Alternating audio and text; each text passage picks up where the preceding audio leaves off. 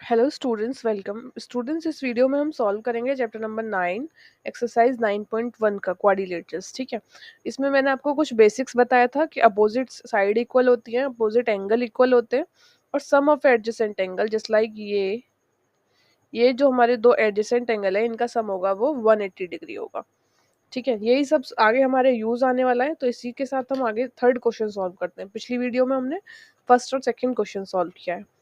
ठीक है, हमारा क्वेश्चन है one of the angle of parallelogram is 150 degree.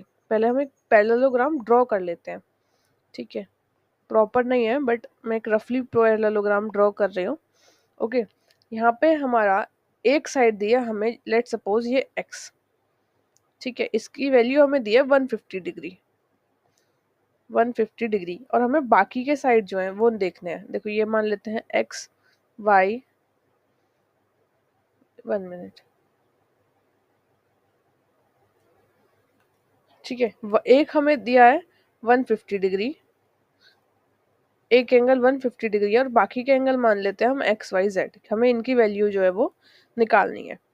ठीक है, वन एंगल दिया है। देखिए मैंने आपको ऊपर बताया क्वेश्चन में अपोजिट एंगल्स आर इक्वल। जो एंगल यहाँ है वही एंगल इधर बनेगा, जो इधर वैल्यू है वही इधर बनेगी। तो जो हमारा 150 है वो अपोजिट है वाई के अपोजिट दिख रहा है आपको। तो जो हमारी 150 है वही सेम वैल्यू वाई की होगी। तो हम लिख देंगे Y is equal to 150 degree. क्यों होगा, यहाँ पे लिख देंगे opposite angles of parallelogram are equal. ये हमारी प्रॉपर्टी है। बिकॉज ऑफ अपोजिट एंगल के लिए आप ये बना दीजिए साइन ऑफ पैरेललोग्राम। इसकी वजह से ये जो 150 है उसके अपोजिट साइड वाला y भी हमारा 150 हो गया। दो एक एंगल निकल गया हमारे पास, रिमेनिंग 2 और बताने हैं। देखिए रिमेनिंग 2 कैसे बताएंगे, अभी मैंने आपको बताया कि दो एडजेसेंट एंगल का जो सम होता है वो 180 डिग्री होता है। जैसे कि ये कोई भी दो एंगल है, हम उन एंगल को इस टाइप से भी ले सकते हैं, इस टाइप से भी ले सकते हैं। मतलब कोई भी दो एंगल, जैसे एक ये है एडजेसेंट है, इनका जो सम आएगा वो 180 डिग्री आएगा। तो उस टाइप से हम सॉल्व करते हैं। देखिए एक x है हमारे पास, इधर से हम x की वैल्यू निकाल सकते हैं। एक है 150 डिग्री, अगर हम इन दोनों का सम 180 डिग्री रख दें, इसका और इसका, तो हम x की वैल्यू निकाल सकते हैं। ठीक है, देखिए क्या करेंगे, y इज इक्वल टू 150 हमारे पास निकल के आ गया। अब हम करेंगे x plus 150 is equal to 180।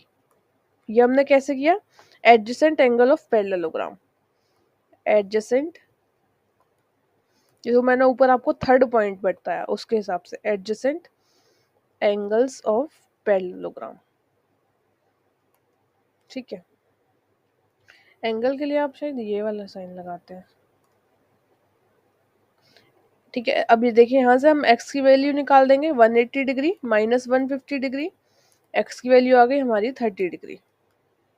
Okay, अब अगर हमने x की वैल्यू यहाँ पे 30 डिग्री निकाल दी तो इसके अपोजिट क्या है z, तो z की वैल्यू भी 30 डिग्री होगी because opposite angles are equal.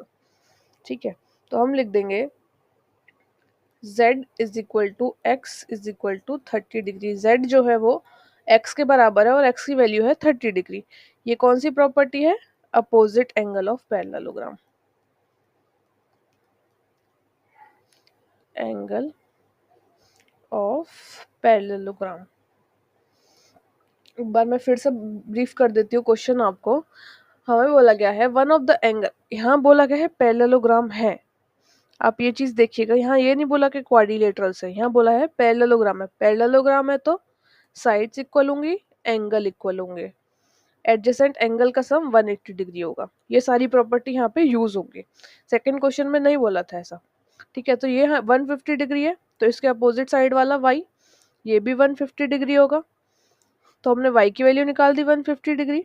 फिर अब हमें x और z की वैल्यू निकालनी है। x की और z की वैल्यू कैसे निकालेंगे, दो एडजेसेंट एंगल है ये x और 150, इनका सम हमने रख दिया 180 के बराबर ये। तो इसकी x की वैल्यू आ गई हमारे पास 30।